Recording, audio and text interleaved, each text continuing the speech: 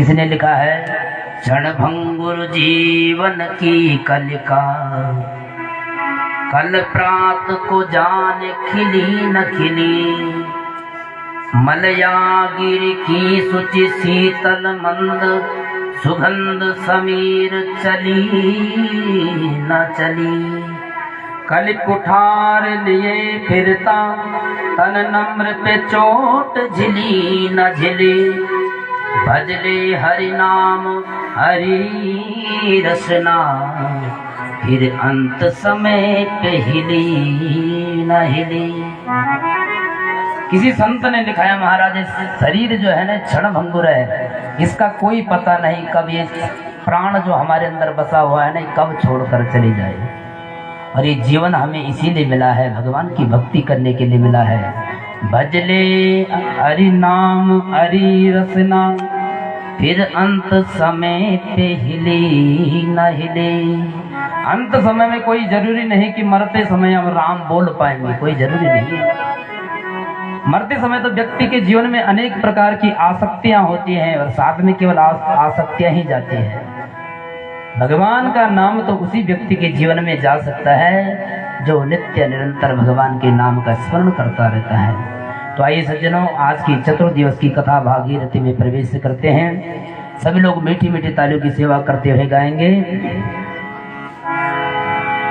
रिद्धि को फुलवा की बिहारी लाल की जय।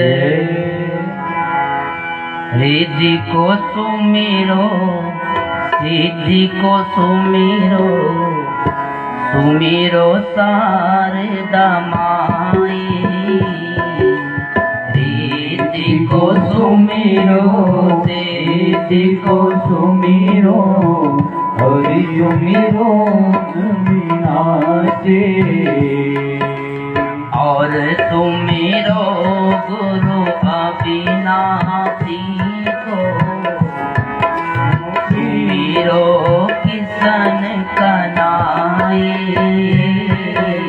और सुमिरो गुरु अविनाशी को, सुमिरो किसन कनाई।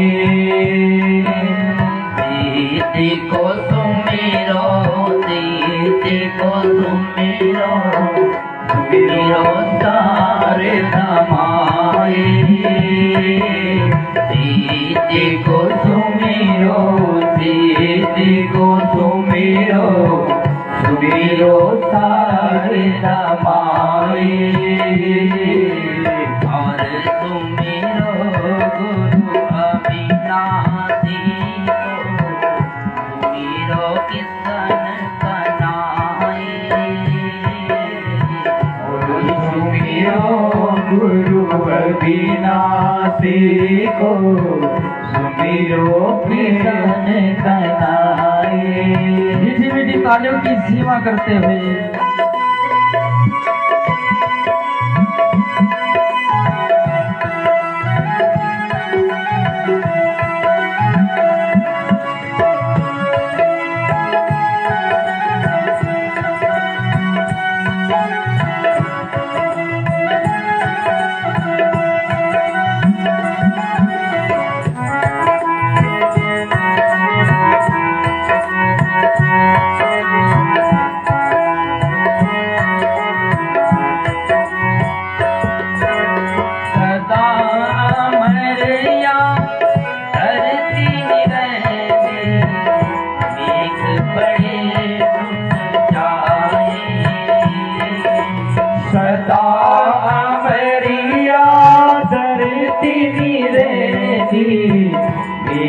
पड़े जुट जाए।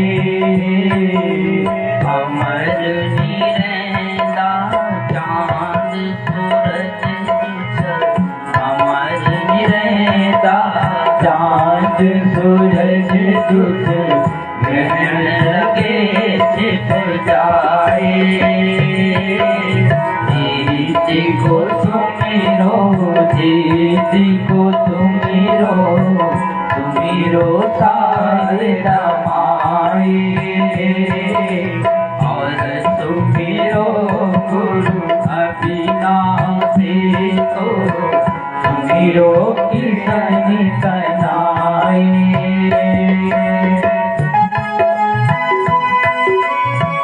मीठी मीठी तालियों की सेवा करते हुए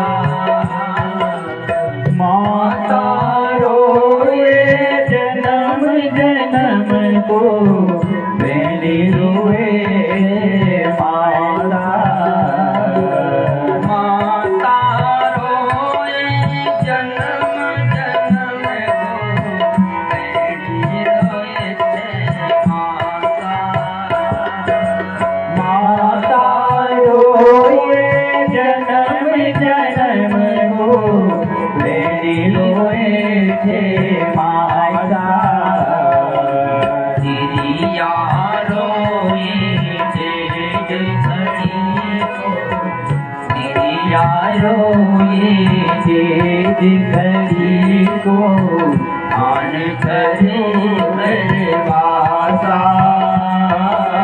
जी को सुमिरो, जी को सुमिरो, सुमिरो सारी जमाई।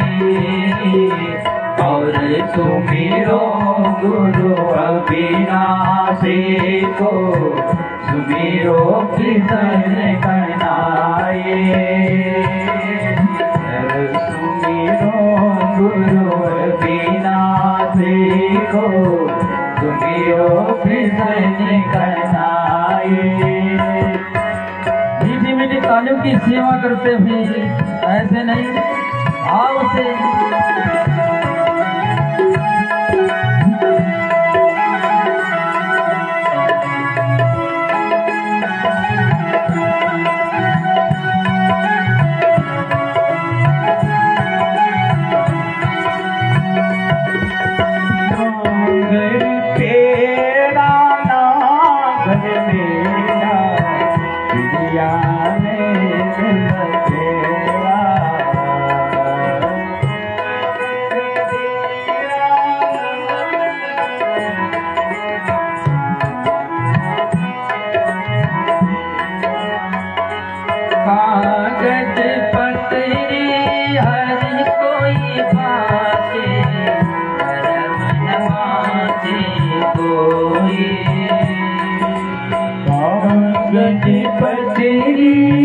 हर कोई बातें कर्म न बाते कोई। राजमहल को राजमहल को राजकुंवर करी मन जोग निभाए। जी को सुमिरो, जी को सुमिरो, और सुमिरो और सुमिरो गुरु अविनाशी को, सुमिरो किसन कनाए। मीठी मीठी तालियों की सेवा करते हुए जय जय।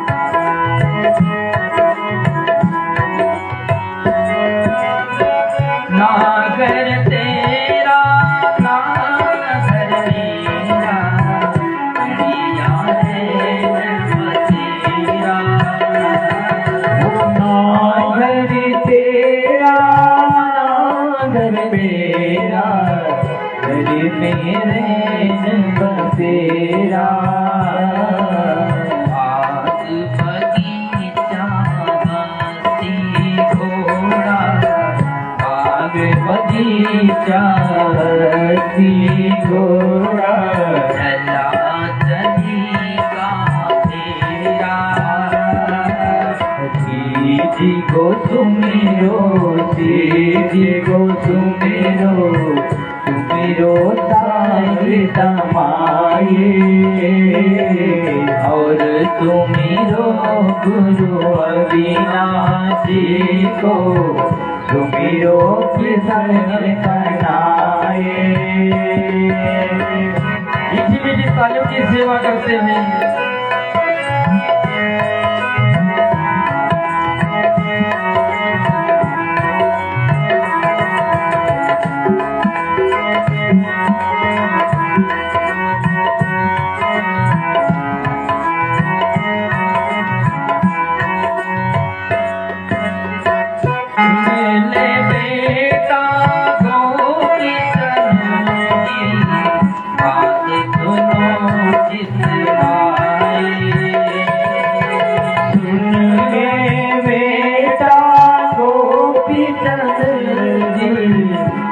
सुनो नितलाए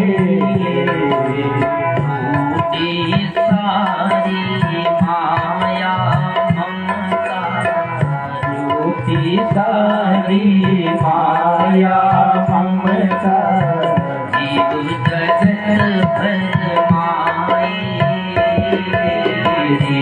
जी को सुमिरो जी को सुमिरो सुमिरो तारे समाए और सुमिरो गुरु अविनाशी को सुमिरो किसन कनाए। जी को सुमिरो जी को सुमिरो सुमिरो तारे समाए और सुमिरो गुरु अविनाशी को सुमिरो किसन कनाए और सुमिरो गुरु अविनाशी को सुमिरो किसन कनाए और सुमिरो गुरु अविनाशी को सुमिरो किसन कनाए सुमिरो किसन कनाए सुमिरो किसन कनाए सुमिरो किसन कनाए। बोल राधा रमण भगवान की जय।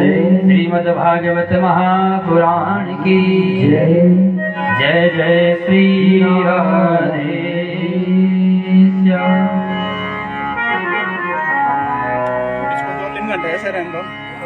आइए सज्जनों, आज की परम मंगलमय कथा में प्रवेश करते हैं। कल आप लोगों ने श्रवण किया भगवती सती का चरित्र। माँ भगवती जब सती का दक्ष के यज्ञ में अपमान हुआ तो भगवती सती ने पद्मासन लगाकर अपने भगवान भोलेनाथ का ध्यान करते हुए अपने शरीर का परित्याग कर दिया। उन्हीं भगवती सती के शरीर से ये 52 शक्ति पीठ बने।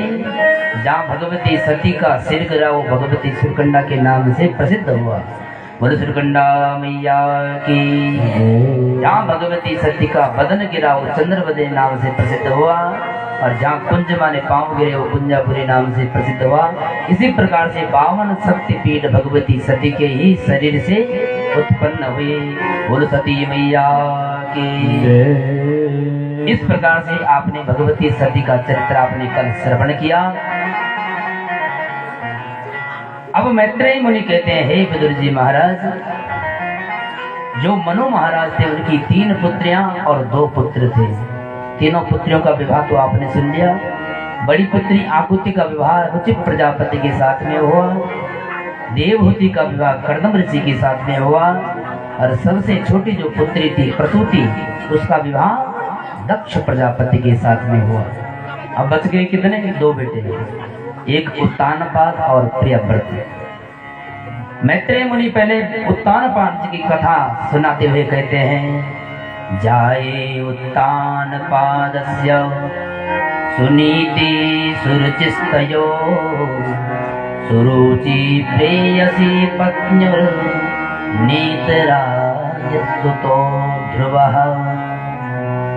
उत्तानपाद की परम मंगलमय कथा सुनाते हुए मैत्रेय जी कहते हैं, हे विदुर जी महाराज, जाये उत्तानपादस्य, एक उत्तानपाद नाम के राजा थे जो मनुज के पुत्र थे। उनकी दो पत्नियां थी, एक का नाम था सुरुचि और एक का नाम था सुनीति। हमारे जीवन में भी दो पत्नियां होती है, जिसका विवाह नहीं भी हो रखा है उसकी भी दो पत्नियां होती है। कौन कौन सी? जो हमारी ये बुद्धि है ना, बुद्धि, एक बुद्धि तो अच्छी होती है जो भगवान की तरफ ले जाती है, और एक कुबुद्धि होती है जो भगवान से दूर कर देती है। और जहाँ सुमति तहाँ, जहाँ कुमति तहाँ विपत्ति निदाना, और जहाँ सुमति तहाँ संपत्ति नाना। दो प्रकार की, एक कुमति होती है और एक सुमति होती है। सुमति वो होती है जो भगवान की तरफ ले जाती है, और कुमति वो होती है जो भगवान से दूर करा देती है। उसी प्रकार हम सब लोग भी उत्तान पाद ही हैं। उत्तान पाद का मतलब उत ऊर्ध्व पादो यस्य सह उत्तान पादः, जिसके पांव ऊपर हो और सिर नीचे हो। जब बालक को जन्म हो तो कौन पैदा हो तो सिर पहले हो तो बाल में कटौना कि नहीं माता। उसी प्रकार जब हमारा जन्म होता है तो सिर पहले आता है, पांव बाद में आता है। उसी प्रकार हम सबका जीवन में क्या है? उत्तान पाद है। उसी प्रकार उत्तान पाद की दो पत्नियां हैं, एक तो है सुनीति और एक है सुरुचि। सुनीति माने सुष्टुम नीति यस्य सह सुनीति, जिसके अच्छे कार्यों में मन लगा उसका नाम है सुनीति, और जिसका मन कभी भगवान के भजन में नहीं लगता उसको कहते हैं सुरुचि। पर लेकिन सुनीति से क्या मिला और सुरुचि से क्या मिला? सुनीति से ऐसा पुत्र उत्पन्न हुआ ध्रुव, जिससे पूरा ब्रह्मांड जानता है। और सुरुचि से कैसा पुत्र पैदा हुआ? उत्तम महाराज। सुरुचि माने अनेक प्रकार की खाने की वस्तुओं में जो हमारी रुचि होती है, ये भी खाना है वो भी खाना है, पर भगवान की इसमें हमारी रुचि नहीं लगती, वो सुरुचि है। और सुनीति वो है जिसके गर्भ से साक्षात भक्त पैदा होता है, ध्रुव जैसा। अब मैत्रेय जी कहते हैं, हे पुत्र जी महाराज, एक दिन की बात सुनो। एकदा सुरुचे पुत्र मंक मारोप्यलालयन् उत्तमं नाररुक्षन्तं ध्रुवं राजाभ्यनन्दत। मैत्रेय जी कहते हैं, हे पुत्र जी महाराज, एक दिन की बात सुनो। उत्तानपाद की दो पत्नियां हैं, एक सुनीति और एक सुरुचि। सुनीति से हुआ ध्रुव जैसा पुत्र पैदा, और सुरुचि से कौन हुआ? उत्तम। एक बार उत्तानपाद जी महाराज जंगल में क्या कर रहे थे? शिकार खेलने के लिए गए महाराज। तो वहां एक सुंदर स्त्री को इन्होंने देखा, और उस सुंदर स्त्री को देखते ही इनको प्रेम हो गया महाराज।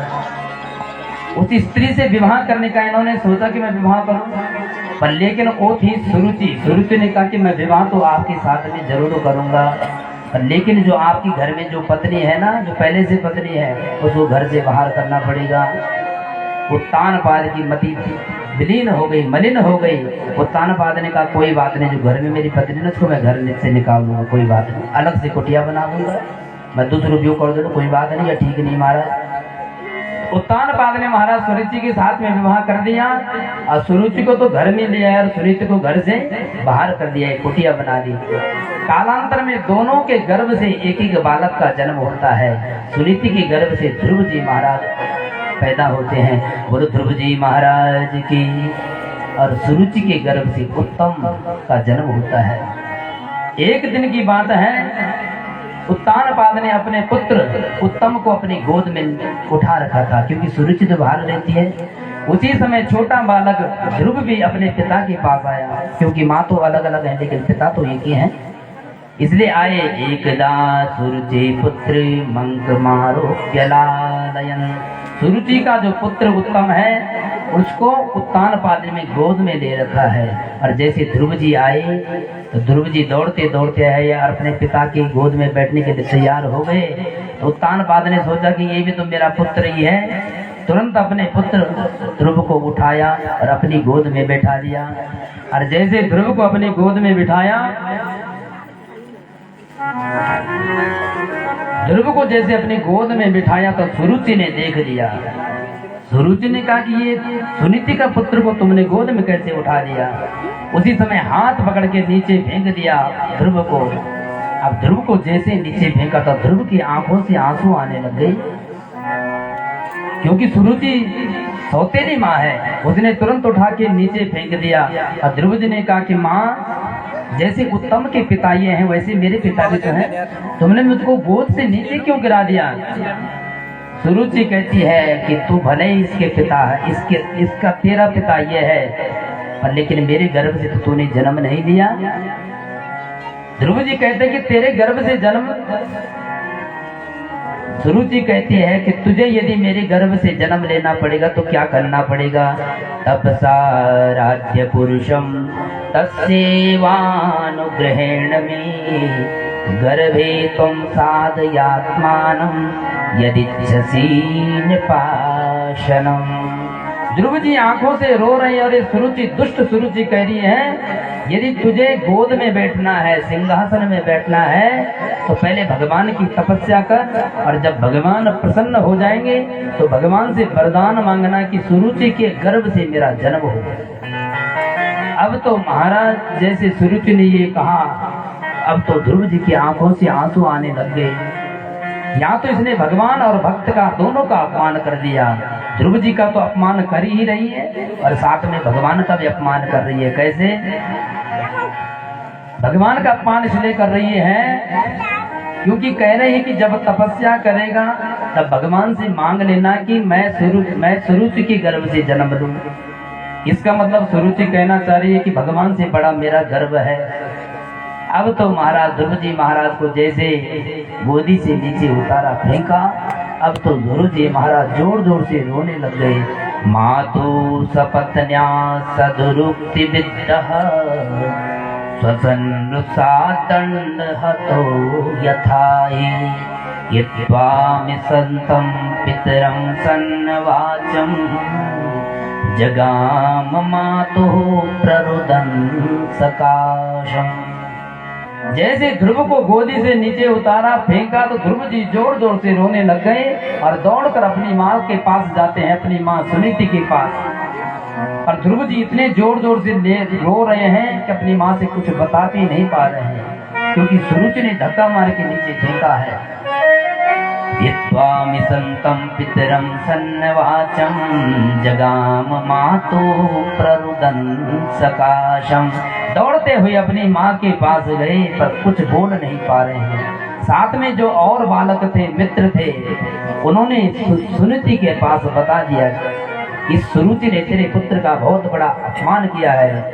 सोत्सृज्य धैर्यं विललाप शोक दावाग्निनादाव न देव बाला।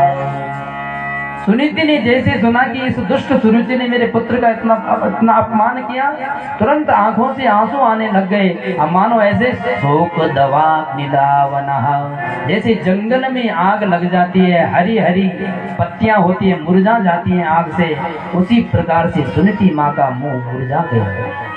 पर लेकिन सुनीति माँ ने एक भी अपशब्द सुरुचि के लिए नहीं कहा।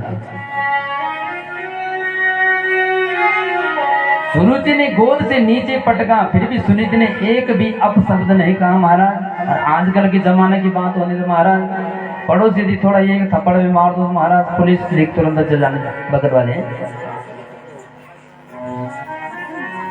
पर लेकिन सुनीति ने एक भी अपशब्द सुरुचि के लिए नहीं कहा, बल्कि सुनीति कहती है बेटा मां मंगलम ता, बल्कि सुनीति कहती है मां मंगलम तात परे सुमस्ता घूमते जनो यत् पर दुख तस्स। सुनीति माँ कहती है धन्य है सुनीति मैया। सुनीति कह रहे हे ध्रुव, भले उसने तुझे डांट दिया तो कोई बात नहीं, तेरी तो माँ ही है वो, भले सौतेली माँ है तो तेरी माँ हो, इसलिए उस चीज का बुरा नहीं मानना चाहिए।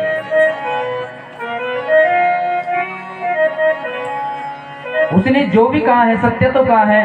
सत्यम सुरुच्या विहितम भवान में यद्दुर्गाया उदरे गृहीता। सुनीति कहते हैं ध्रुव बेटा सत्य तो कहा उसने, जो भी कहा बिल्कुल सत्य कहा। और सच में मैं तो अभागिनी हूँ। मेरे पति परमेश्वर इस धरती में रहते हुए भी मुझे पति से दूर रहना पड़ता। मैं अभागिनी नहीं हूँ तो क्या हूँ। पर लेकिन तेरी माँ जो दूसरी है ना सुरुचि, आज तक जो मैंने बताई तुझे बता पाई वो तेरी आज सौतेली माँ ने बता दिया। सौतेली माँ ने क्या कहा कि जा तपस्या करो, तपस्या से भगवान प्रसन्न होंगे, तब मांग लेना जो मांगता है। गर्भ में जन्म लेने के लिए कहा तो तेरी जो सौतेली माँ सुरुचि उसने बिल्कुल सही तो कहा। ध्रुव जी महाराज कहते रे माँ तुम उस सुरुचि का अनुमोदन कर रही हो, उसका साथ दे रही हो। उसने आपके लिए अभागिन कहा है। सुनीति कहती है कि मैं अभागिन तो हूँ। मेरे पति परमेश्वर इस धरती में रहते हुए, जीवित रहते हुए भी मैं अपने पति से इतना दूर रहती हूँ। और सुनीति कहती है पुत्र जो तेरे पिता आज तक नहीं सिखा पाए, मैं जो आज तक नहीं सिखा पाई, वो तुम्हारी सौतेली माँ सुरुचि ने सिखा दिया। अब तो ध्रुव जी महाराज की बात समझ में आ गई। ध्रुव जी कहते हे माँ यदि वो परमात्मा की तपस्या करने तो कैसे कैसे मिलेंगे वो परमात्मा, वो कहाँ कहाँ रहते हैं। सुनीति कहते बेटा वो परमात्मा कहाँ नहीं है। हरि व्यापक सरे बद्रि समाना प्रेम ते प्रगट होई मैं जाना। हरि व्यापक सरे बद्रि समाना प्रेम ते प्रगट होई मैं जाना। हरि व्यापक सर्वत्र समाना प्रेम से प्रगट होई मैं जाना। हरि व्यापक सर्वत्र समाना प्रेम से प्रगट होई मैं जाना। सुनीति माँ कहते हैं ध्रुव वो परमात्मा कहाँ नहीं है, हर कण कण में व्याप्त है। तुम जहाँ भी बैठकर यदि उस परमात्मा की तपस्या करोगे तो परमात्मा अवश्य प्रसन्न हो जाएगा। कहाँ कहाँ रहता है वो। पुष्पे गंधम तिलय तैलम काष्ठे वन्यम पयोघृतम इक्षो गुणम तथा देहे पश्यात्मानं विवेकतः। सुनीति मैया कहते हैं ध्रुव पुष्प में सुगंध होती है, दिखाई कहाँ देती है। पुष्प में खुशबू होने की नहीं होती, लेकिन दिखे नहीं ना। उसी प्रकार से पुष्प में खुशबू होती है, सुगंध होती है, लेकिन दिखाई नहीं देती है। पुष्पे गंधम तिलय तैलम, तिल के अंदर तेल होता है पर लेकिन दिखाई कहाँ देता है। उसी प्रकार दूध में घी होता है पर लेकिन दिखाई नहीं देता है। अगर उस घी को देखना है तो क्या करना पड़ेगा, पहले दूध को गर्म करना पड़ेगा, फिर दही बनानी पड़ेगी, फिर उसे मथना पड़ेगा, मक्खन निकालना पड़ेगा, और मक्खन निकालने के बाद उसे गलाकर घी बनाना पड़ेगा। उसी प्रकार ये परमात्मा तो हर कण कण में व्याप्त है, पर उसके लिए पहले तपस्या करनी पड़ेगी, परिश्रम करना पड़ेगा, तब वो परमात्मा प्रसन्न होकर प्रकट हो जाता है। जाके हृदय भगति जस प्रीति प्रभुता प्रगट सदा रीति। जाके हृदय भगति जस प्रीति प्रभुता प्रगट सदा रीति। उस परमात्मा के प्रति केवल क्या होना चाहिए, हमारे हृदय में श्रद्धा होनी चाहिए। भगवती सुनीति ने कहा कि पुत्र जाओ, तुम जाओ जंगल में तपस्या करो। धन्य है सुनीति माँ जो अपने पुत्र को परमात्मा की प्राप्ति करने के लिए भेज रही है। ध्रुव जी महाराज 5 वर्ष की अवस्था, छोटे से बालक हैं और चल पड़े तपस्या करने के लिए। पर याद रखना जीवन में जो हमेशा माता पिता की आज्ञाकारी होते हैं उनको कहीं ना कैसे भगवान की कृपा से गुरु मिल ही जाता है। अब जैसी माँ की आज्ञा का पालन किया ध्रुव जी महाराज जैसे जा रहे थे लगन से जा रहे थे, इसलिए भगवान की प्रेरणा के द्वारा नारद जी मिल गए। बोलो नारद जी महाराज की।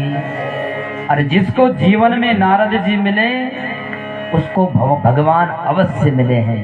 प्रहलाद जी को नारद जी मिले तो भगवान नरसिंह मिल गए, और आज ध्रुव जी को कौन मिल गए? नारद जी मिल गए, तो अवश्य परमात्मा मिलेंगे। और जैसे नारद जी आए तो नारद जी ने देखा ऐसे छोटे बालक को तो बड़ी आश्चर्यचकित हो गए। इतना छोटा सा बालक, अभी तो इसकी उम्र दूध पीने की है, खेलने कूदने की उम्र है, कहाँ जा रहा है? पूछो तो सही। अहो तेज क्षत्रियाणा मान भंग ममृत्यता बालोप्ययम हृदा धत्ते यत् मातुरसद्वचः। नारद जी महाराज आपस में आश्चर्यचकित हो रहे। महाराज, इतना छोटा बालक, अभी तो इसकी दूध पीने की उम्र, तपस्या करने के लिए जा रहा है। एक बार देखो तो सही, इसका परीक्षण तो करूं। कभी कभी सभी को वैराग्य तो आता है, पर वो वैराग्य कैसा होता है? मरकट वैराग्य होता है। जब हमारे घरे में खूब लड़े होने महाराज, तब प्रत्येक व्यक्ति के अंदर वैराग्य, मैं तो हरिद्वार जाऊँ, है ना। जब 2 जनों बीच में लड़े हुए तो महाराज बोल दो मैं तो हरिद्वार जाऊँ, मेरे माला जबड़े हुए। जब हमारे जीवन में लड़ाई झगड़ा होता है तभी वैराग्य आता है। ऐसा वैराग्य हर किसी में नहीं आता है। ये मरकट वैराग्य, बंदर की तरह, कभी इस डाली में कभी इस डाली में। महाराज जब जब घर में लड़े होने तभी वैराग्य होना, और टाइम पर वैराग्य कभी नहीं आता। उसी प्रकार ध्रुव जी महाराज को नारद जी कहना चाहते, इसका वैराग्य किस तरह का है? देखो तो सही, परीक्षण करके देखो। उसी समय नारद जी महाराज ध्रुव जी से कहते हैं, परीक्षण कर रहे हैं, हे बेटा, नाधुनाप्यवमानं ते सम्मानं वापि पुत्रक लक्ष्यामा कुमारस्य सप्तस्या क्रीडनादिषु। नारद जी कहते हैं, हे ध्रुव बेटा, अभी तो बहुत छोटा है, अभी तेरी खेलने कूदने की उम्र है, और तू तपस्या करने के लिए जा रहा है, तुझे क्या परमात्मा मिल पाएंगे? ध्रुव जी ने कहा, हे नारद जी महाराज, मैं तो परमात्मा प्राप्त करके ही छोड़ूंगा। नारद जी कहते हैं, हे ध्रुव जी महाराज, तुम जिस जंगल में जा रहे हो ना, उसमें बड़े बड़े ऋषि तपस्या कर रहे हैं, फिर भी परमात्मा नहीं मिल पाए उनको। मुनयः पदभिन्यस्य निसंगेनो रुदन्नभि ते विदुर्मृगयन्तोऽपि तीव्रयोग समाधिना। अनेक जन्म जन्मांतरों तक जंगलों में तपस्या ऋषि कर रहे हैं, फिर भी उन्हें परमात्मा नहीं मिल पा रहे, तो तुम्हें क्या मिल पाएंगे ध्रुव? जन्म जन्म मुनि जतन कराई अंत राम कहीं आवत नाई। जन्म जन्म मुनि जतन कराए अंत राम मुझे आवत नाई। जन्म जन्म मुनि जतन कराई अंत राम कहीं आवत नाई। अंत राम मुझे आवत नाई।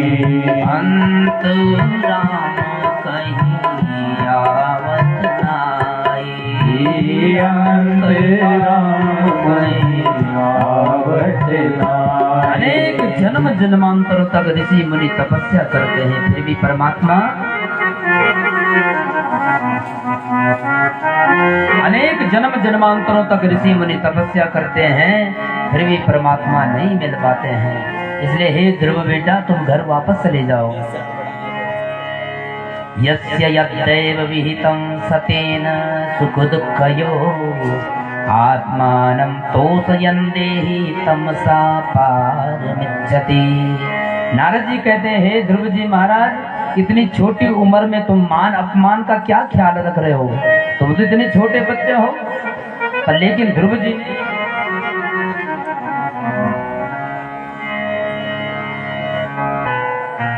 ध्रुव जी महाराज ने तो दृढ़ संकल्प ले रखा है कि मैं जब तक परमात्मा को नहीं प्राप्त कर लूंगा तब तक घर वापस नहीं जाऊंगा। और जो दृढ़ निश्चय लेके चलता है उसको परमात्मा अवश्य मिल जाते हैं। अब जब पूरा परीक्षण कर लिया नारद जी ने, तो नारद जी समझ गए ये अवश्य ही भगवान को प्राप्त कर देगा। उसी समय नारद जी ने ध्रुव जी के कान में मंत्र दे दिया। कौन सा मंत्र? ओम नमो भगवते वासुदेवाय। जैसे ये मंत्र दिया तो ध्रुव जी महाराज बड़े प्रसन्न हो गए, गुरु मंत्र मुझे मिल गया।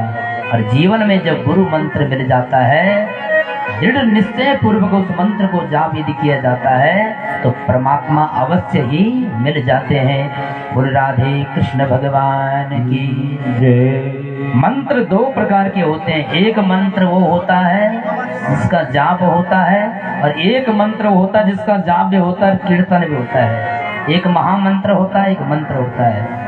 जैसे गायत्री मंत्र महाराज, उसको बाहर नहीं बोला जाता, उसका जप होता है। आजकल तो सब जगह चलने लग गया महाराज, पर लेकिन गायत्री मंत्र को मनन पूर्वक जाप करना चाहिए। मंत्र का मतलब होता है मननात् त्रायते इति मंत्रः, जो जिसका मनन किया जाए वो मंत्र होता है। पर लेकिन एक महामंत्र होता है जिसका संकीर्तन होता है। कौन सा है वो? हरे राम राम राम हरे हरे, हरे राम राम राम हरे हरे, हरे कृष्णा कृष्ण कृष्ण हरे हरे, हरे कृष्णा कृष्ण कृष्ण हरे हरे, हरे राम राम राम हरे हरे, हरे राम राम राम हरे हरे, हरे राम राम राम हरे हरे, हरे राम राम राम हरे हरे, हरे कृष्ण हरे कृष्ण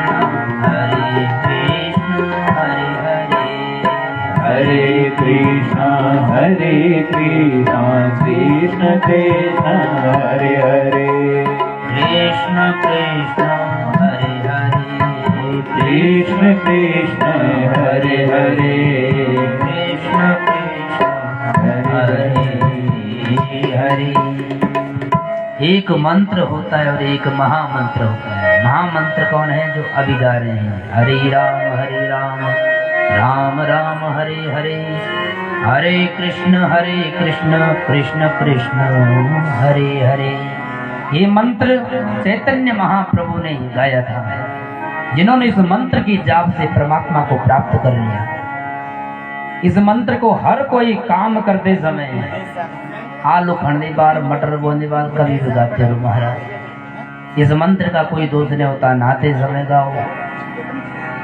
तो जैसे मंत्र दिया ध्रुव जी महाराज को, और नारद जी ने कह दिया बेटा जाओ और यमुना जी के किनारे पे, वृंदावन के किनारे पे जाओ और इस मंत्र का जाप करो, वो परमात्मा अवश्य प्रकट होकर तुम्हारे सामने आएंगे। बोलो ध्रुव जी महाराज की, नारद जी महाराज की जय। नारद जी महाराज तो वही अंतर्धान हो गए और ध्रुव जी महाराज चल गए कहाँ? तत्ताद गच्छ भद्रं त्वं यमुनाया तटं शुचि, पुण्यं मधुवनं यत्र सानिध्यं नित्यदा हरि। ध्रुव जी महाराज चल गए कहाँ? वृंदावन की पावन भूमि में, जहाँ भगवान कृष्ण ने अवतार लिया। और यमुना जी के किनारे पे जैसे पहुंचे तो यमुना के किनारे पे एक वृक्ष के नीचे बैठ गए और तपस्या करने लग गए। ध्रुव जी महाराज ने सबसे पहले तपस्या जैसी प्रारंभ करी तो कैसे करते हैं? क्रीड़ात्रांते क्रीड़ातांते कपित बदराशना आत्मविद्यानुसारेण मासम निन्नेर्चयन हरिम। ध्रुव जी ने बताया कि महाराज व्रत कैसे लिया जाता है। ऐसे नहीं महाराज पड़ोसी व्रत ले रहे थे हम भी व्रत लेंगे, ऐसा नहीं है। शरीर के सामर्थ्य अनुसार लेना चाहिए और तरीके से व्रत लिया जाता है। ऐसे नहीं महाराज पड़ोसी ने 9 दिन तक व्रत लिया और खूब सुख स्वभाव मिल गया और हमने भी ले लिया महाराज साथ में व्रत। तो 9 दिन बाद यदि सामर्थ्य नहीं है तो चंबा हॉस्पिटल में भर्ती होना पड़ लो महाराज है। इसलिए सामर्थ्य अनुसार ही व्रत लेना चाहिए। अगर शरीर को सामर्थ्य था तभी व्रत लेने चाहिए, अन्यथा मन हमारा स्वच्छ होना चाहिए। उसी प्रकार ध्रुव जी महाराज व्रत करते हैं, नियम लिया। पहले मैंने जैसे व्रत लिया तो त्रिरात्रांते कपित भद्रासन। कपित माने कैथ के फल, अब भद्रासन माने बेर। इनका सबसे पहले खाते हैं कैसे, तीसरे दिन में। अब जैसे दूसरा महीना लगा, द्वितीयन चानमयम मासम षष्ठे दिने। अब दूसरा महीना जैसे प्रारंभ हुआ तो 6 दिन में एक बार लेते हैं। क्या लेते हैं, तृण प्रणादभि, पत्ते पत्ते खाते हैं केवल। पहले फल खाते थे, अब केवल पत्ते खाने लग गए। और जैसे तीसरा महीना प्रारंभ हुआ, तृतीयम चानयन मासम नवमी हनि। अब तो तीसरा महीना जैसे प्रारंभ हुआ महाराज, तो ध्रुव जी ने और पक्की तपस्या करना प्रारंभ किया। अब 9 दिन में केवल एक बार खाते हैं। क्या करते हैं, अब भक्ष्य जल पीते हैं केवल, और जल से ही तपस्या कर रहे हैं। तीसरे महीने में जल ही जल पीते केवल। और चौथा महीना जैसे लगा, चतुर्थमपि वही मासम द्वादशे हनि। चौथे महीने में और नियम पक्का किया और व्रत पक्का किया महाराज, और कठोर तपस्या करी। अब तो चौथे महीने में केवल 12 दिन में, और क्या लेते हैं, केवल हवा ग्रहण करते हैं, वायु का आहार करते हैं महाराज। और 5वां महीना जैसे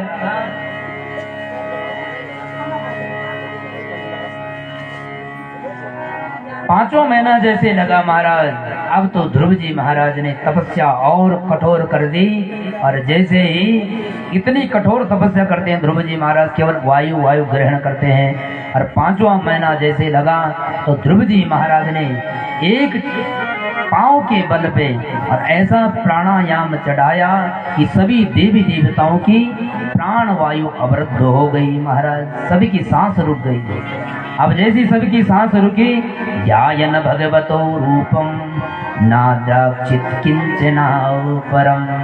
जैसे सभी की प्राण वायु अवरुद्ध हुई तो सभी देवता भागते हुए भगवान नारायण के पास पहुंचे। और नारायण भगवान से कहा, हे प्रभु, हमारी प्राण वायु अवरुद्ध हो गई, अब क्या करें। भगवान ने कहा कि तुम्हारी प्राण वायु अवरुद्ध कैसे हो गई, क्या हो गया। सभी देवता कहते हैं, नैवं विदामो भगवन्तानरोधम चराचरस्याखिल शक्तिधाम्नः विधेय तन्नो वृजनाति मोक्षम् प्राप्ता वयं त्वां शरण्यम। देवताओं ने कहा, महाराज हम नहीं जानते, नैवं विदामः, हमको पता नहीं कि हमारी प्राण वायु क्यों अवरुद्ध हो गई है, हमें मालूम नहीं है। भगवान ने कहा, देवताओं चिंता मत करो, मुझे मालूम है क्यों हुई प्राण वायु अवरुद्ध। औतान पादिर्मयि संगतात्मा। औतान पाद माने उत्तान पाद का पुत्र जो ध्रुव है ना, उसने इतनी घनघोर तपस्या करी है कि जिसके कारण तुम सभी देवताओं की प्राण वायु अवरुद्ध हो गई है। अब तो भगवान ने विचार किया,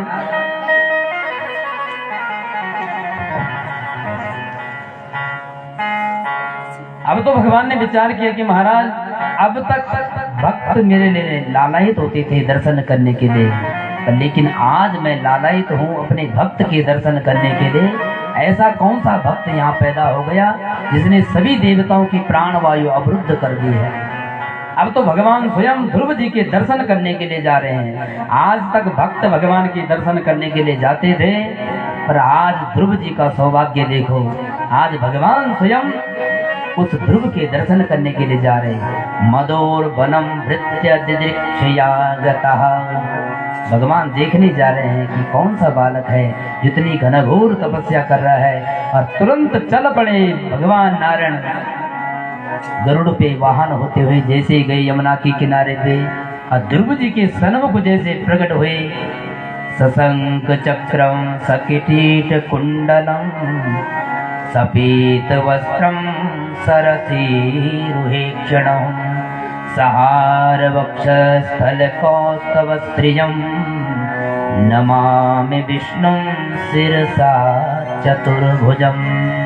ध्रुव जी के सन्मुख में जैसे शंख चक्र गदा पद्म धारण किए हुए भगवान नारायण प्रकट हो गए। बोल चतुर्भुज नारायण भगवान की जय।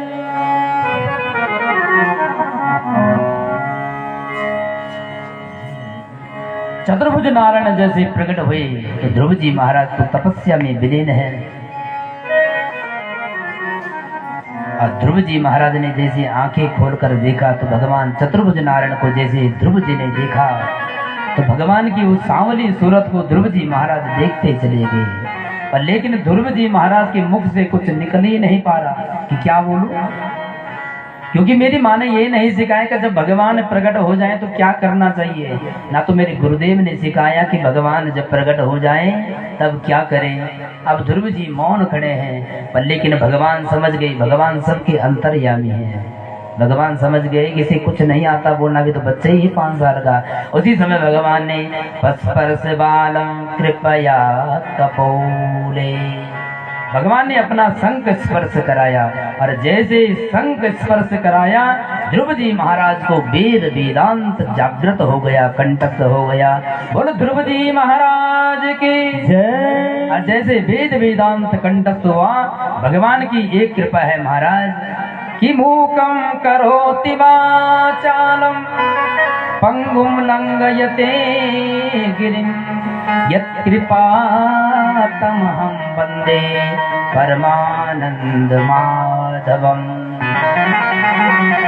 जब भगवान की कृपा होती है ना, भगवान जी की जब कृपा होती है तो मूकम करोति वाचालम, जो व्यक्ति बोलना नहीं जानता पर जब लेकिन उसे नारायण की कृपा होती है तो बोलने लग जाता है। और पंगुम लंघयते गिरिम, जो लंगड़ा व्यक्ति होता है तब जब नारायण की कृपा होती है तो लंगड़ा भी पर्वत को पार कर जाता है।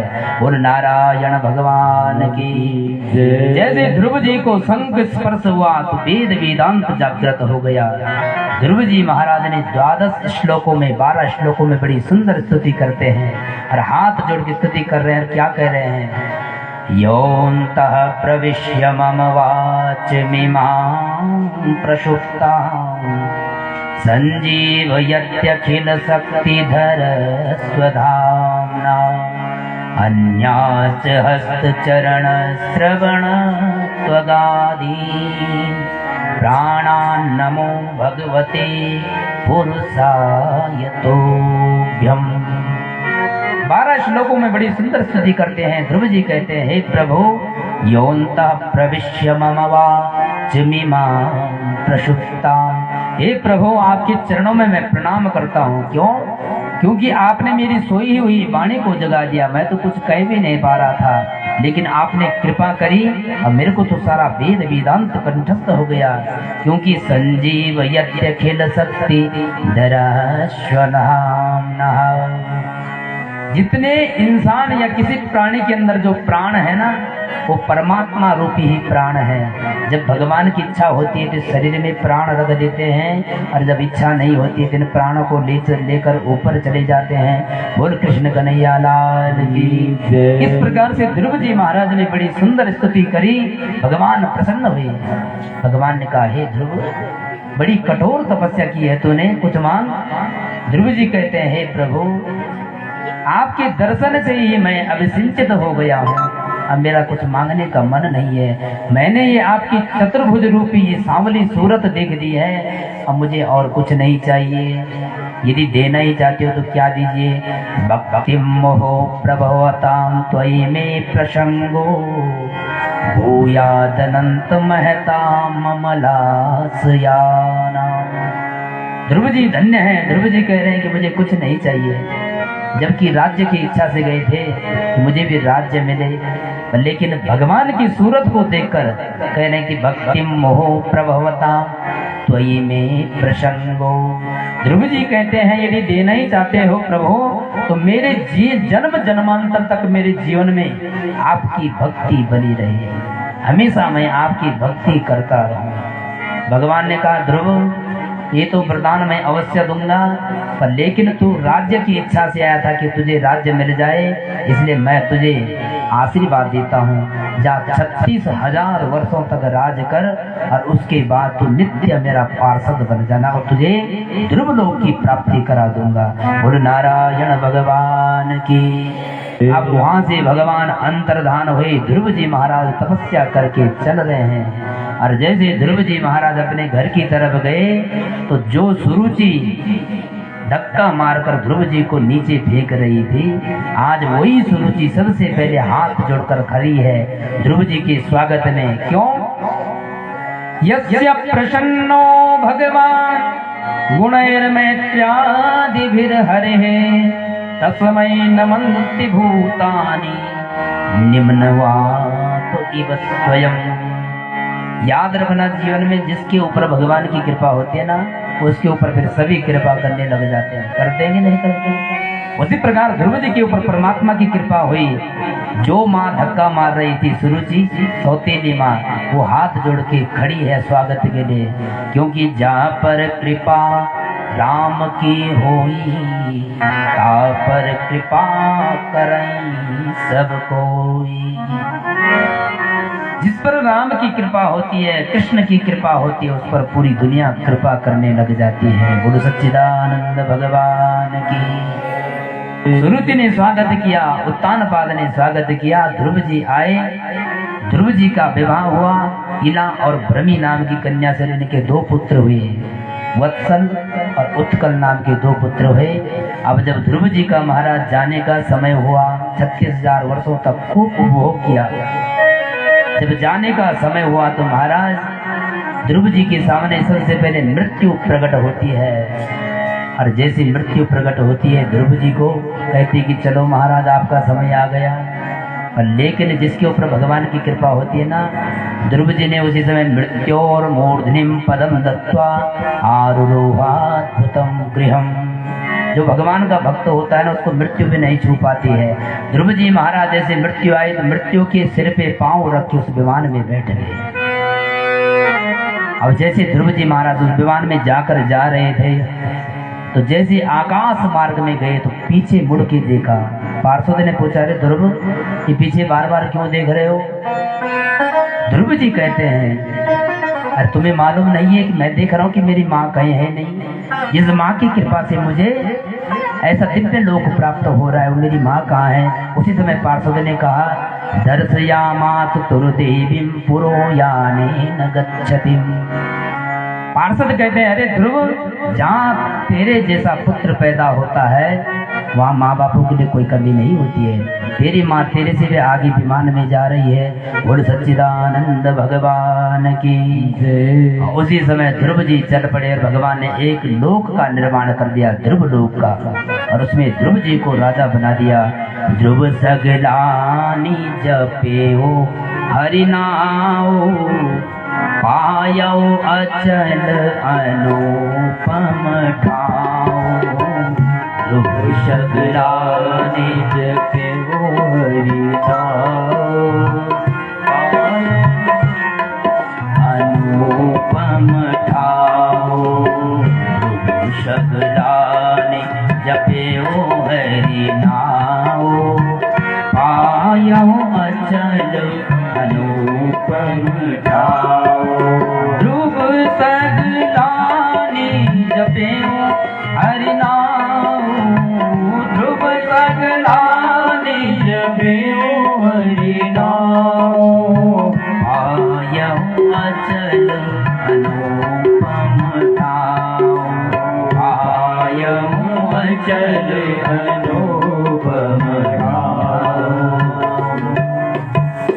ध्रुव जी ने 5 वर्ष की अवस्था में उस ब्रह्म परमात्मा को प्राप्त कर लिया। बोल नारायण भगवान की जय। त्याग तपस्या भक्ति से जीत लिया भगवान। धन्य हुआ संसार सब पाकर भक्त महान। ऐसा था निश्चय अटल, ऐसा था विश्वास। ध्रुव ऐसा तारा बना चमक उठा आकाश।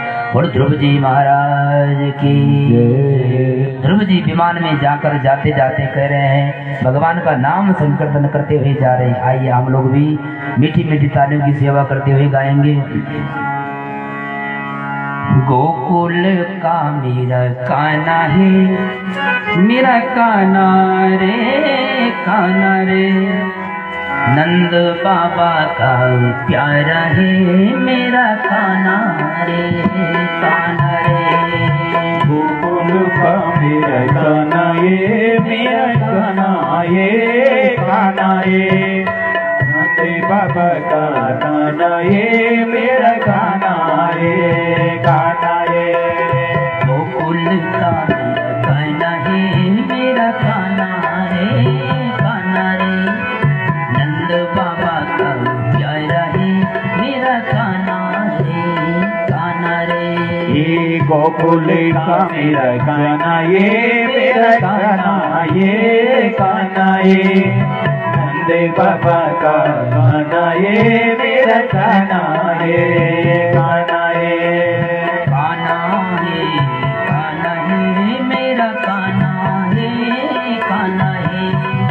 नंद बाबा प्यारा है, मेरा कान्हा रे।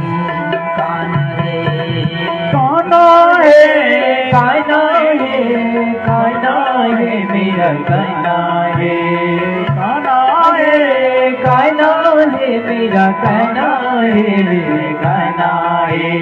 गोकुल का मेरा कान्हा है, मेरा कान्हा है, कान्हा है, नंद बाबा का प्यारा है, मेरा कान्हा है, कान्हा है। मीठी मीठी तालियों की सेवा करते हुए ऐसा नहीं भाव से।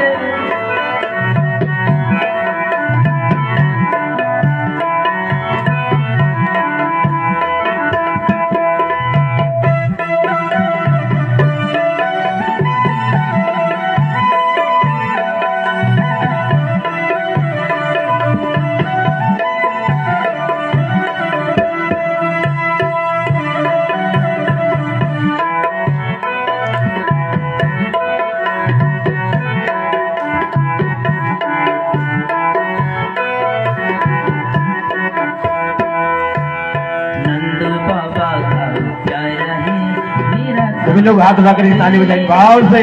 जय हो। हाथ उठाइए सभी लोग। मेरा कान्हा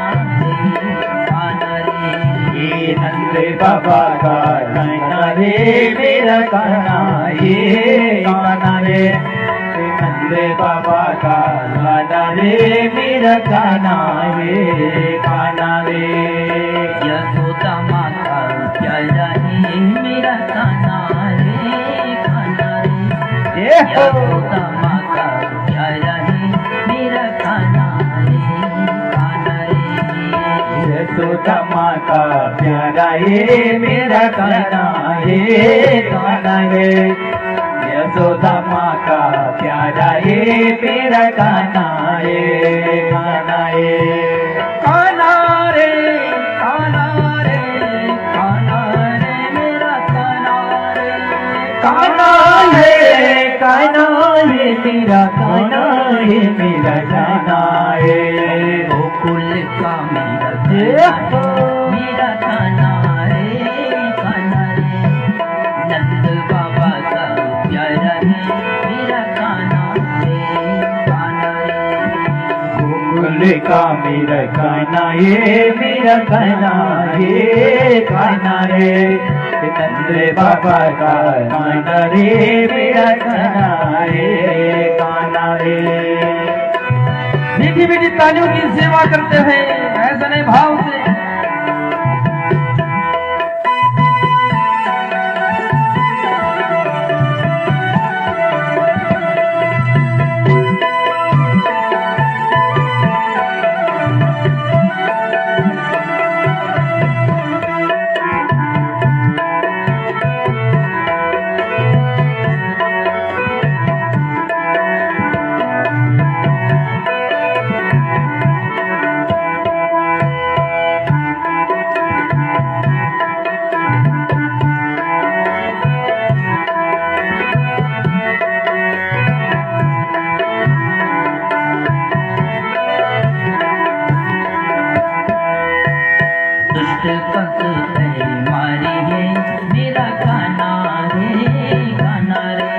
जय हो दुष्ट कंस गए मारी मेरा कान्हा रे दुष्ट कंस से मारी रे मेरा कान्हा ये कान्हा रे दुष्ट कंस से मारी रे मेरा कान्हा रे राती ने तेंदु सेण है मेरा जय हो कान्हा आप ना करके ताने बजाएंगे भाव से जय हो मेरा कान्हा रे बल रात नदी दो सेना रे मेरा कान्हा रे दिन न दे दो खाना रे मेरा कान्हा रे कान्हा रे कान्हा रे कान्हा रे कान्हा रे मेरा कान्हा रे कान्हा रे कान्हा रे मेरा कान्हा रे मेरा कान्हा रे गोकुल का जय हो। मेरा कान्हा रे नंद बाबा घर जय रहे मेरा कान्हा रे बल गोकुल का मेरा कान्हा रे नंद बाबा का याद रे मेरा कान्हा रे मीठी मीठी तालियों की सेवा करते हुए बोल नंद के लाला की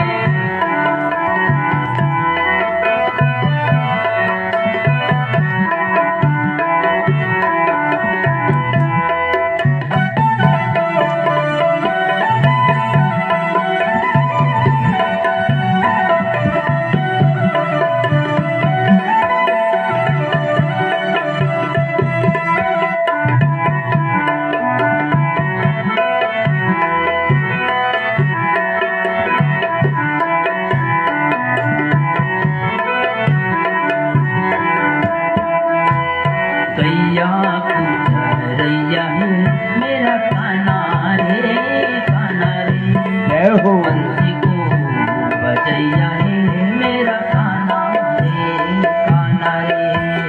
भैया को भैया रे मेरा कान्हा रे रे पंजी को भैया रे मेरा कान्हा रे भैया को बोलो रैया है मेरा कान्हा जय हो। रे बंसी को बोलो बजैया है मेरा कान्हा रे भैया को बोल चरैया रे मेरा कान्हा रे बंसी को बोल बजैया रे मेरा कान्हा रे कान्हा रे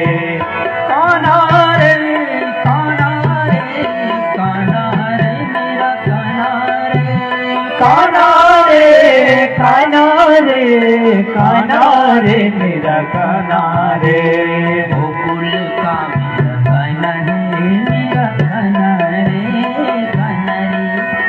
नंद बाबा घर जय रहे मेरा कान्हा रे बल गोकुल का मेरा कान्हा रे नंद बाबा को याद रे मेरा कान्हा रे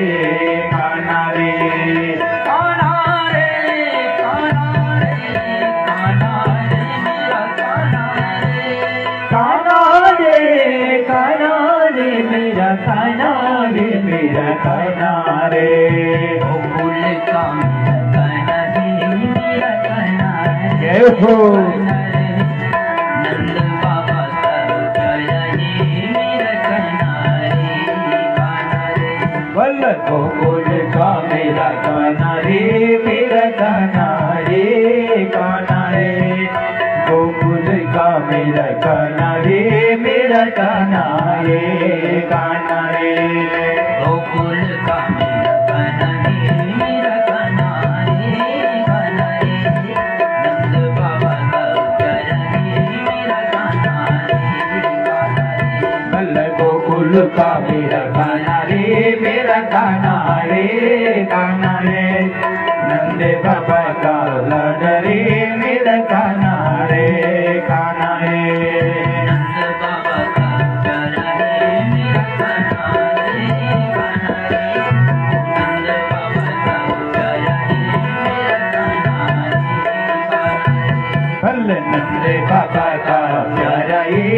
मेरा कान्हा रे नंद बाबा का प्यारा रे मेरा कान्हा रे कान्हा रे कान्हा रे मेरा कान्हा रे कान्हा रे मेरा कान्हा रे कान्हा रे मेरा कान्हा रे कान्हा रे मेरा कान्हा रे